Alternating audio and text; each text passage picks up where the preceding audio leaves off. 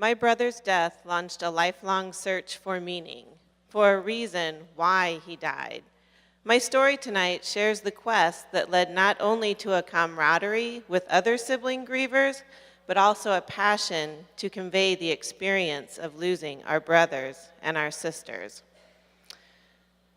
My three older siblings were in high school when I was born. My twin and I were, as you can probably tell, undeniably an oops. I loved growing up with older siblings and receiving lots of attention from my brothers, my sister, and their friends. Being the baby sister was my identity. The summer of 1973, I was almost 6 years old. That barefoot summer was full of carefree magic until July 23rd, when my oldest brother, Norm Jr., walked out our front door, just like he had so many times before, but he never came back. He planned to come back. We planned for him to come back, but in a crazy, tumultuous moment, that plan changed. The damage done to his tiny car is an analogy of the impact his death had on my family. Shattered, irreparable, wrecked. It's hard to imagine the cascading effect the death of a sibling has on the surviving family. The despair threatened to smother us all.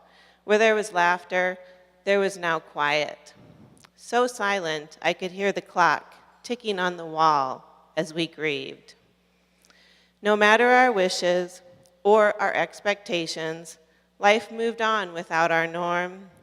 I became a keen observer of other families. You know, the families with all their pieces. They were a mystery to me.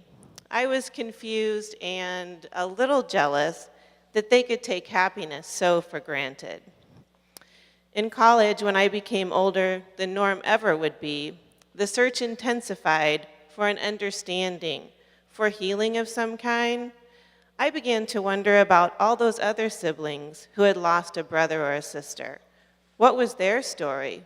Would they want to share their story? I was able to explore these questions during my sibling grief dissertation work towards my PhD in nursing.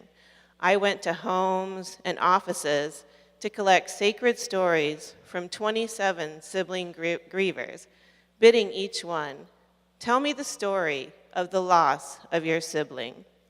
For 6 months, I was immersed in these unthinkable tragedies, each story heart-wrenching, some horrifying in their cruelty, and all agonizing to hear. I experienced tension headaches, horrible nightmares, and a good deal of anxiety. Noting the emotional toll, friends would ask me, why do you keep doing these interviews? The answer was nested in my childhood, when not many would meet me in my sorrow or understand my grief. To sit with the griever was a gift for both the teller and the listener. Despite the anguish, these rich human connections with other siblings brought shared moments of understanding the dramatic impact the death had on the family. A mutual respect developed as we honored not only our lost sibling, but our forgotten grief.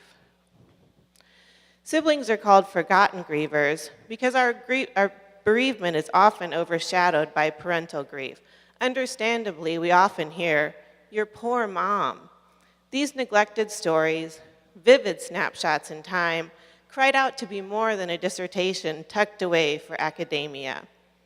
Norm was an actor, and I kept imagining these narratives as a play. But I'd never written a play before, so I gave up on that idea and began presenting my reflections at national conferences. At one of these conferences, Laurel Ann Porter of Arizona came up to chat. Laurel Ann had lost her brother, Brett, who had died suddenly of a heart attack. We shared comforting dreams we had had about our siblings and a notable change in our identity when our sibling died. We decided to have lunch together and continue our conversation. As we walked along the sidewalk that May afternoon, I shared my seemingly hopeless dream of writing a sibling grief play. Laurel Ann stopped in her tracks, looked at me and said, I'm a playwright. We bathed in the glow of this serendipitous moment. We've been writing and rewriting our play entitled 27 Signs. We've had 2 staged readings in her hometown of Mesa, Arizona. Hearing actors speak my innermost thoughts for the first time, I felt the hair stand up on the back of my neck. It was so surreal. About this time, I was introduced to Nancy Loitz, IWU professor of theater. When she told me that her brother Mike, a Marine, had been killed in action in Vietnam, I felt an instant connection, and I had to wonder, could the universe be bringing 3 grieving sisters together to develop this story?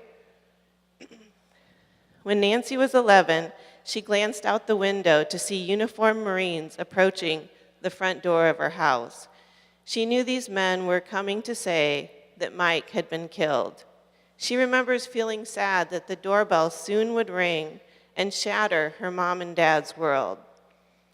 Coincidentally, or maybe not coincidentally, Nancy was teaching a workshopping class. These talented students at IWU explored and developed aspects of our play.